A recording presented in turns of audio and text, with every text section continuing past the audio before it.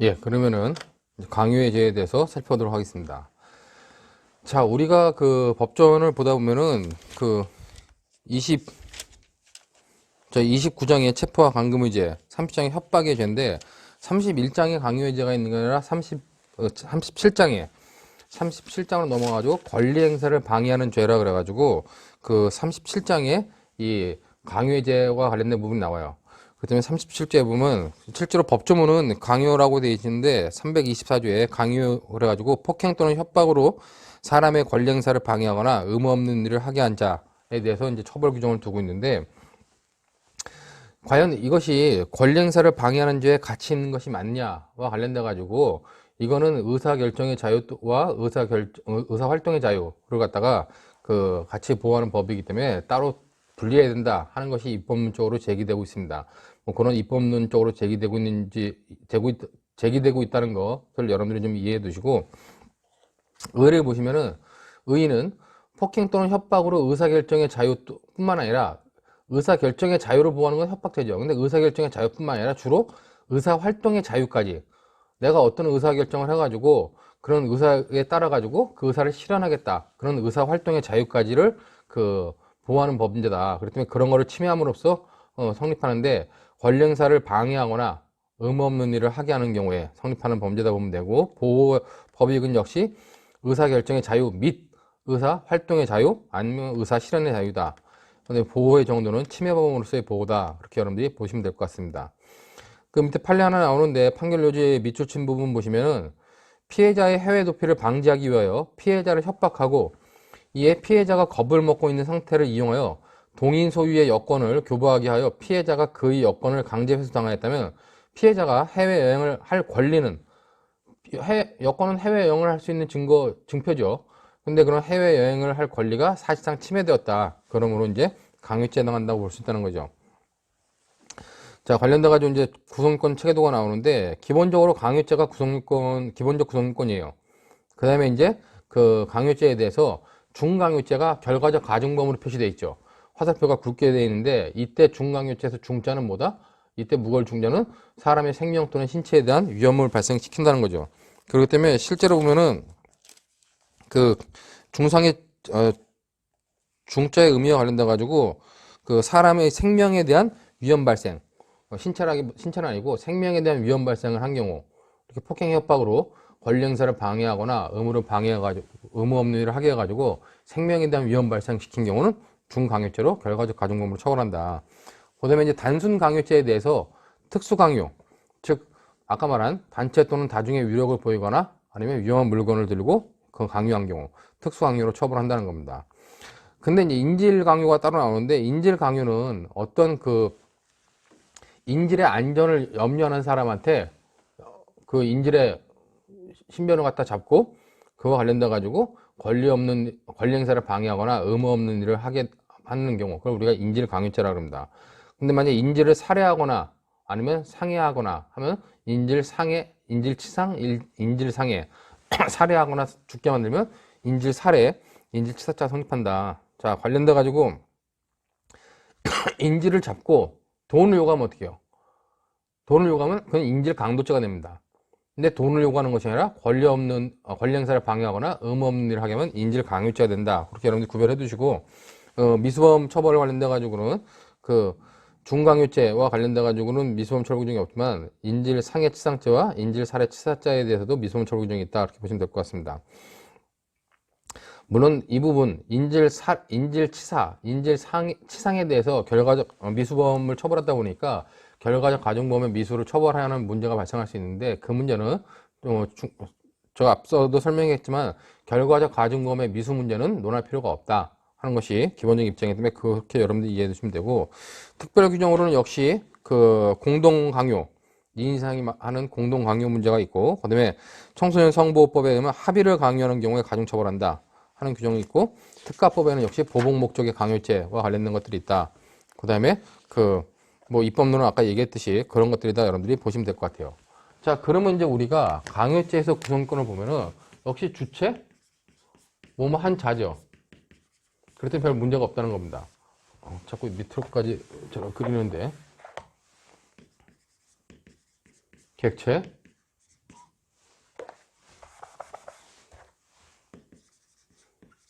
행위가 있어야 되고, 그 다음에 주관적 구성 요건 요소로서 고의가 있어야 된다.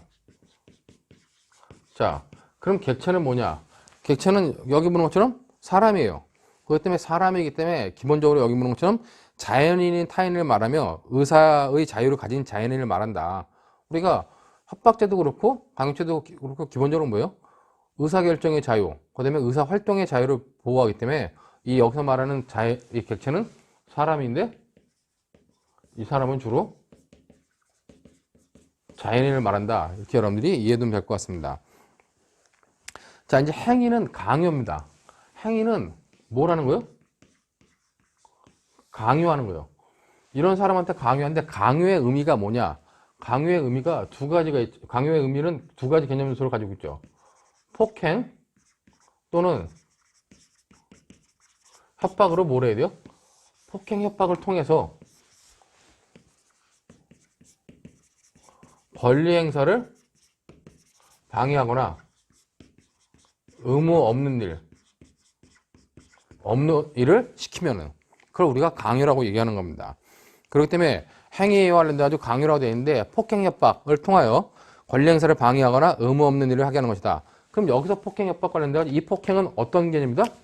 이 폭행은 광의의 폭행이죠. 즉 사람에 대한 직접적이고 간접적인 유형력 행사. 그 다음에 협박은 뭐다? 이 협박은 협의입니다. 상대방이 공포심을 가질 만한 해악을 고지하는 거. 이런 폭행이나 협박을 통해서 권리 행사를 방해하거나 의무 없는 일을 하게 하는 거예요. 자, 그럼 관련돼 가지고 그 밑에 판례 하나 나오는데 142페이지 교환 142페이지 첫 번째 판례 2008년도 판례인데 2008도 7018 판결이 있습니다. 7018 판결을 보시면은 판결문은 그냥 작게 적어놨죠.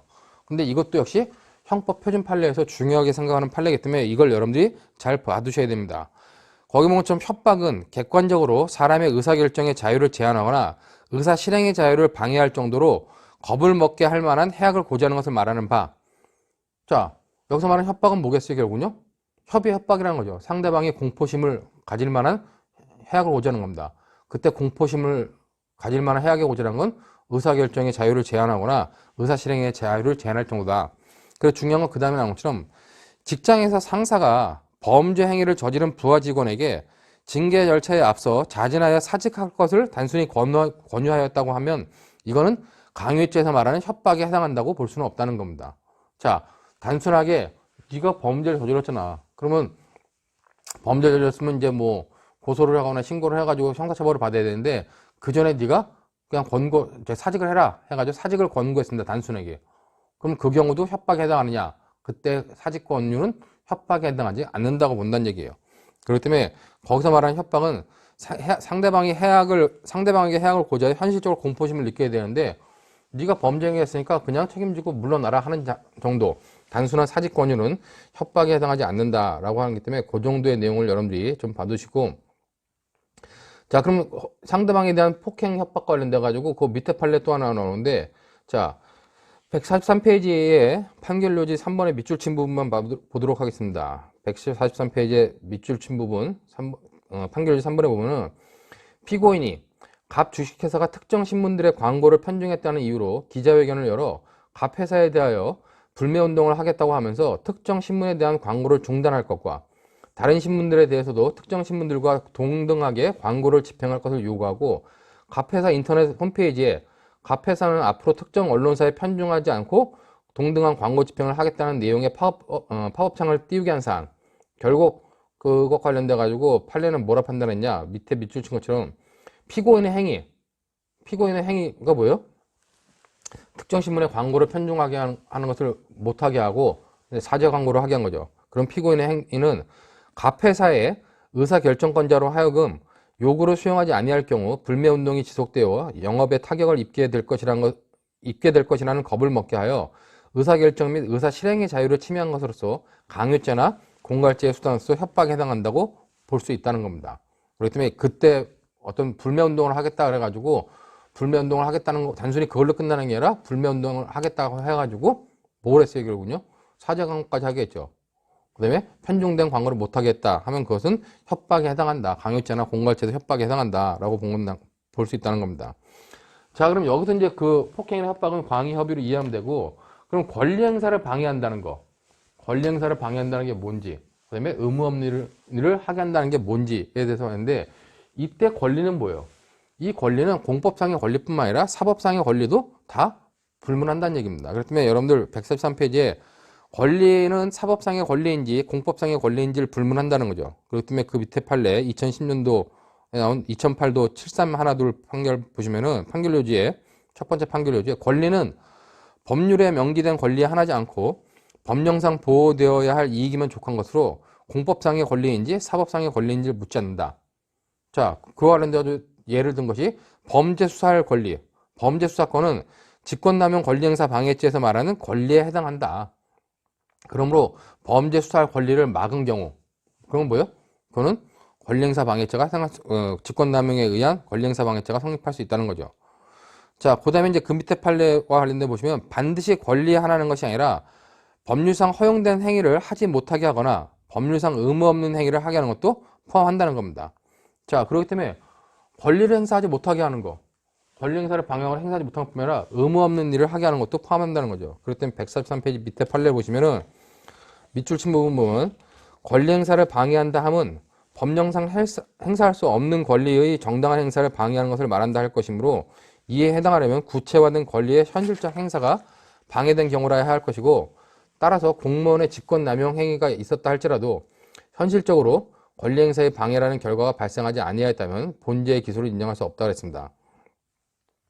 그다음에 이제 협박에 의한 권리 행사 방해와 관련돼 가지고도 그 피해자의 그 판시상의 밑줄 친 부분 보시면 피해자의 해외 도피를 방지하기 위하여 피해자를 협박하고 이에 피해자가 겁을 먹고 있는 상태에서 동인 소유의 여건을 교부하게 하여 여건을 강제 회수하였다면은 그건 권리행사 방해죄의 기수로 봐야 된다. 이미 앞에서 본 판례죠. 그런 판례와 관련돼 보면 되고, 자, 이때 의무 없는 일을 하게 한다고 관련돼 가지고 그 밑에 144페이지에 판례가 나오는데, 폭행 또는 협박으로 법률상 의무 없는 일을 하게 한 경우에 강요죄가 성립하느냐 관련돼 가지고 의무 없는 일을 하게 하면 뭐요? 그게 강요죄라는 겁니다.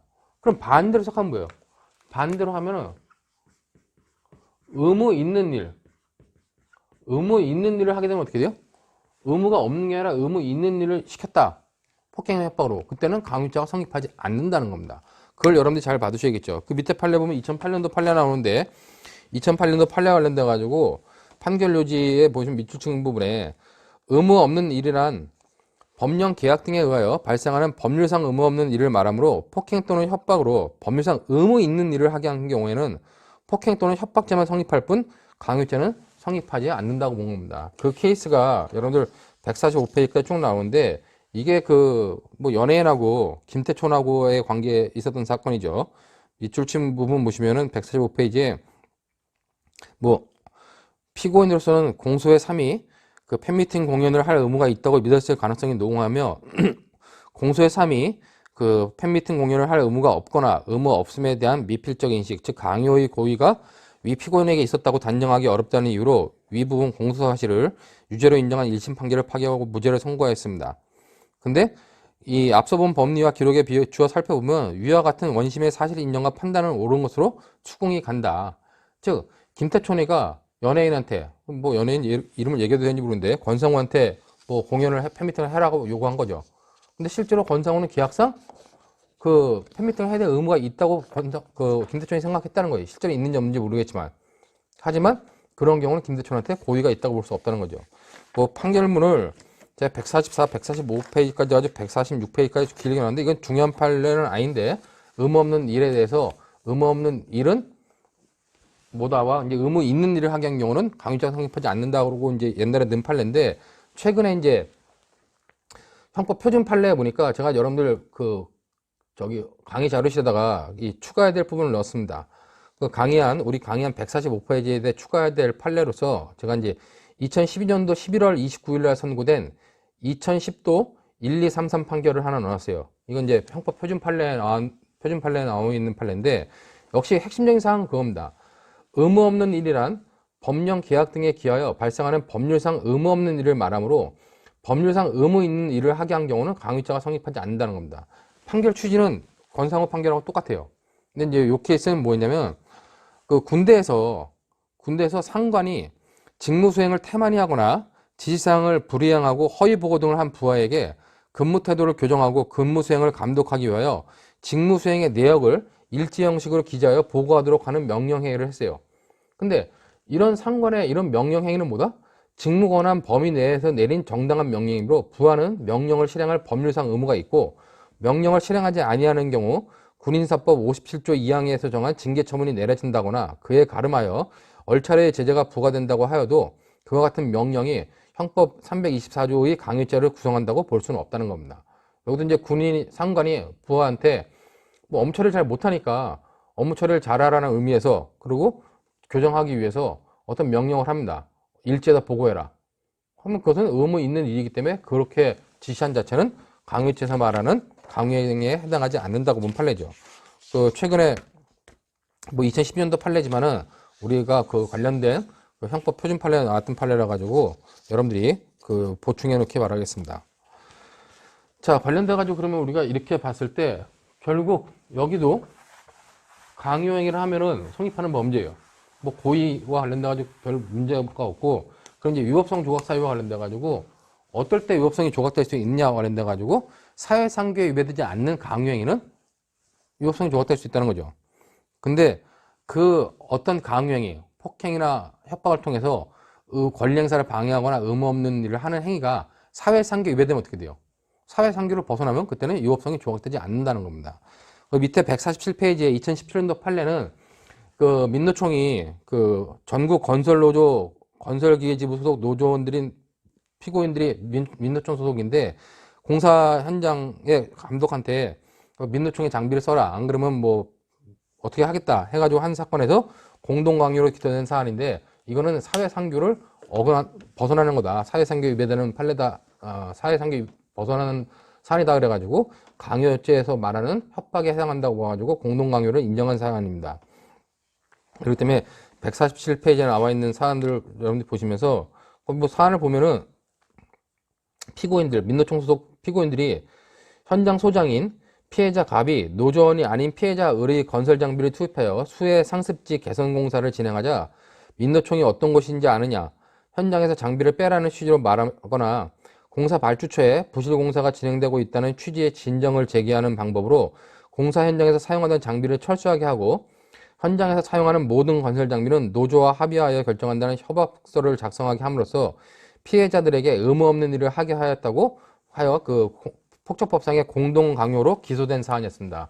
대법원은 이에 대해서 공동강요가 성립한다고 본 판례죠.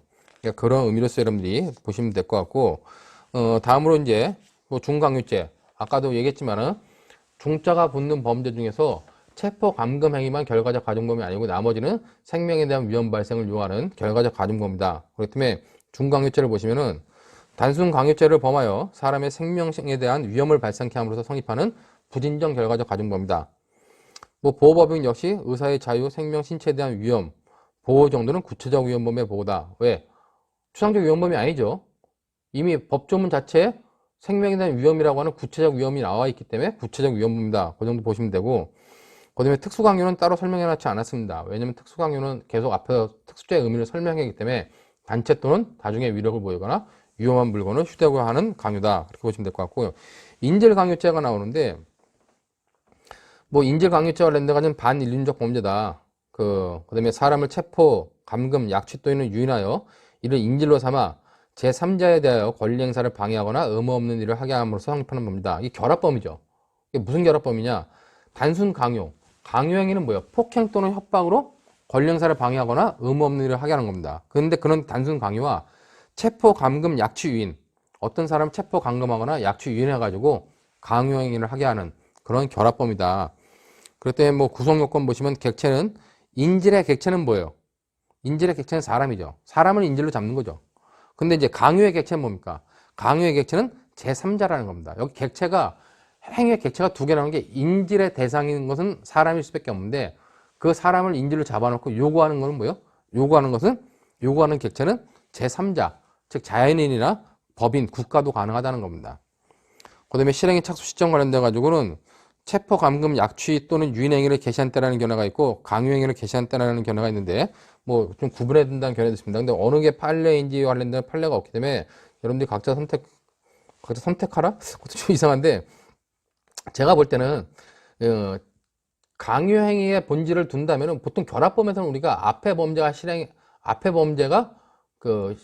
개시됐을 때 실행의 착수를 보는데, 이 부분에 있어서는 강요행위를 개시한 때가 좀 더 타당하지 않을까. 어차피 체포감금 약취 유인을 해가지고 어떤 인질로 잡아가지고, 인질로 잡으면 그냥 뭐 체포감금 약취 유인죄가 성립하는 거죠.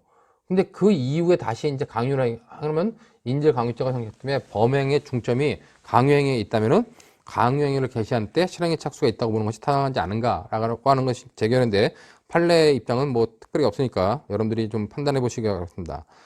자, 이제 인질 강요죄를 한다 가지고 해방 감경 규정이 있죠. 즉 일종의 중지범 규정으로서 형의 감경 규정이 있는데, 26조와 차이점, 즉 중지미수와의 차이점은 뭐예요? 중지미수는 행위자의 자의성을 요건으로 하는데, 여기서는 자의성을 요건으로 하지 않고 기수에 도달된 이후에도 위법 상태가 계속 지속되는 한 가능하고, 필요적 감면이 아니라 임의적 감경입니다. 자, 그렇기 때문에 이 해방감경 규정이라고 하는 거, 인질범죄와 관련된 해방감경 규정이 과연 실효성이 있느냐 하는 논란이 있어요. 아니, 인질로 잡았는데 인질을 내가 안전하게 풀어주면은 형벌을 깎아주거나 반드시, 아니면 면제해줘야 되는데 그냥 깎아줄 수도 있고, 그 다음에 뭐 면제해주는 건 없다. 그럼 누가 인질을 풀어주겠냐 하는 거죠. 그렇기 때문에 그런 부분에 있어서는 약간 입법론적 개선이 필요하다. 그 정도 보시면 되고, 이 해방감경 규정이라고 하는 324조의 6은 인질 강요 및 인질 상해 및 치상죄에 적용되지만 인질 살해와 치사죄는 적용되지 않습니다. 인질 치사죄, 살해죄는 당연히 적용될 필요 없죠. 그럼 논리적으로 당연하겠죠. 인질로 잡았는데 인질을 죽여버렸어요. 인질로 잡았는데 인질이 죽어버렸습니다. 그럼 풀어준다는 의미가 없죠. 그렇기 때문에 논리적으로 당연한 거다. 그렇게 여러분들이 보시면 되고, 인질 상해 치상죄, 인질 살해 치사죄는, 인질 상해나 인질 살해는 뭐예요? 결합범이죠. 인질 범죄와 상해죄, 인질 범죄와 살인죄 결합범입니다. 근데 인질 치상죄, 인질 치사죄는 뭐다? 결과적 가중범이다. 근데 이제 관련돼가지고 결과적 가중범의 미수범을 처벌하고 있는데, 과연 이 미수범 처벌 규정이 결과적 가중범에도 적용되겠냐? 논란이 있다고 하지만 실제는 거의 논란이 없고, 다수의 견해도, 절대 다수의 견해와 판례는 뭐예요? 이때 미수범은 어디에만 적용되는 거다? 인질 상해와 인질 살해에만 적용되고, 인질 치상이나 인질 치사에는 결과적 가중범에는 적용되지 않는다라고 보는 것이 판례 입장이니까, 그 정도로 여러분들이 판례 입장을 정리하면은 뭐 크게 어려움이 없다고 생각이 됩니다. 자, 이번 주 강의는 자유에 관한 죄 중에서 이렇게 자유에 관한 죄 중에서 체포, 감금, 협박, 강요죄까지 마치고, 이번 주의 강의는 이 정도로 마치겠습니다. 다음 주 강의는 나머지 부분, 이제 자유에 관한 죄 두 번째 부분으로 약취유인 및 인신매매의 죄뿐만 아니라 이제 뭐 강간음 등에 관한 죄, 성범죄와 관련된 부분까지 살펴보도록 하겠습니다. 이번 주 마치겠습니다. 수고하셨습니다.